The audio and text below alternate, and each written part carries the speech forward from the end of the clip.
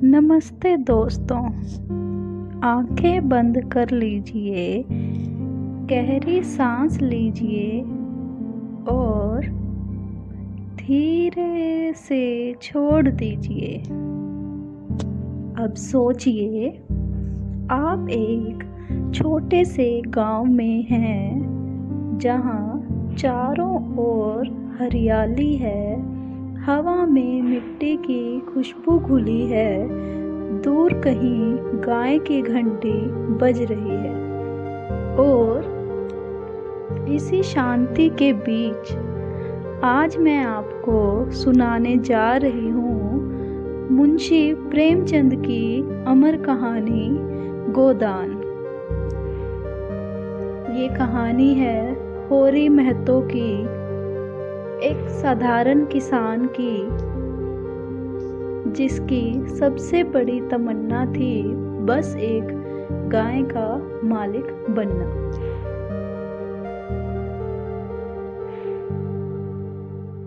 गांव के बीचों बीच मिट्टी की झोपड़ी में रहता था होरी महतो। मेहनती, ईमानदार और सच्चा किसान। दिन रात खेतों में काम करता और हर शाम सोचता, काश मेरे घर भी एक गाय होती। उसकी पत्नी धनिया थी, तेज और समझदार। 2 बेटे गोबर और हीरा और एक बेटी सोना। गरीबी के बावजूद उनके घर में प्यार था, उम्मीद थी। बस गाय की कमी थी, वो गाय जो उनके सपनों का प्रतीक थी।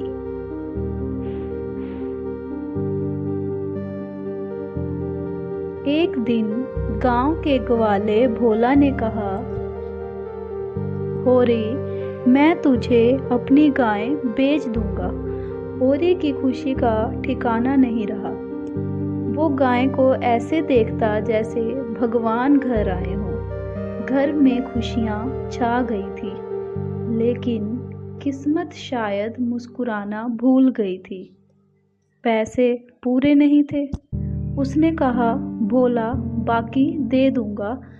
तभी उसका भाई हीरा जलने लगा। वो बोला, सारी इज्जत अब होरी को। और एक रात उसने गाय को जहर दे दिया। सुबह जब होरी ने देखा, उसकी गाय मर चुकी थी। सपना आंखों के सामने टूट गया। गांव के लोग जुटे। भोला ने कहा, गाय होरी ने मारी है। पंचायत ने जुर्माना लगाया और होरी ने अपने भाई को बचाने के लिए खुद सजा स्वीकार कर ली। वो सब बेचकर जुर्माना भर देता है, पर वहीं से उसकी जिंदगी की असली परीक्षा शुरू होती है। दिन पर दिन उसके जीवन में दुख बढ़ते गए। जमींदार का टैक्स, बनिए का कर्ज और भूख की चुभन। फिर भी होरी खेत जोतता रहा, हर फसल, हर कर्ज, हर दर्द को झेलता रहा मुस्कुराते हुए। धनिया मजबूत और आग जैसी थी। वो अक्सर कहती, तुम्हारी ईमानदारी हमें खा जाएगी होरी। मगर जब रात होती तो वही उसके माथे पर हाथ फेरती और कहती, भगवान है ना, सब ठीक करेगा।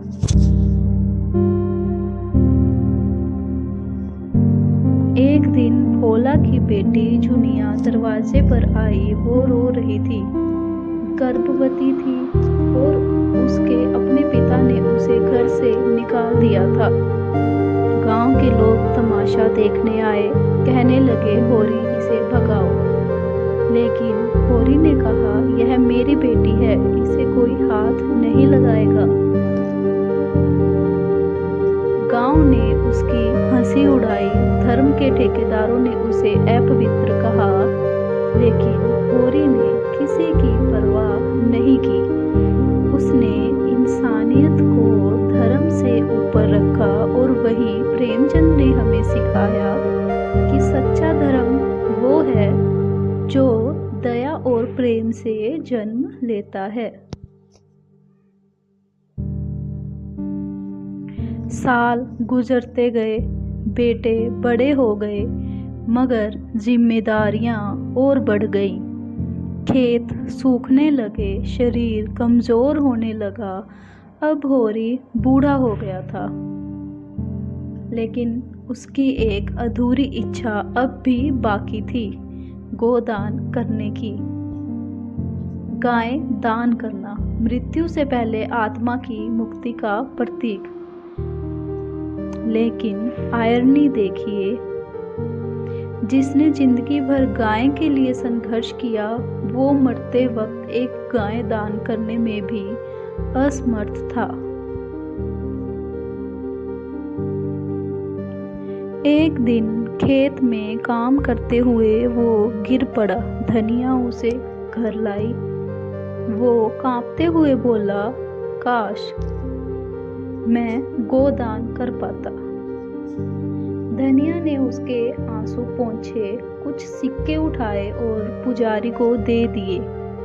लो बाबा, ये है हमारा गोदान। सूरज की पहली किरण खिड़की से अंदर आई। होरी की सांसें थम गई। चेहरे पर मुस्कान थी, जैसे सदियों की थकावट अब मिट चुकी हो।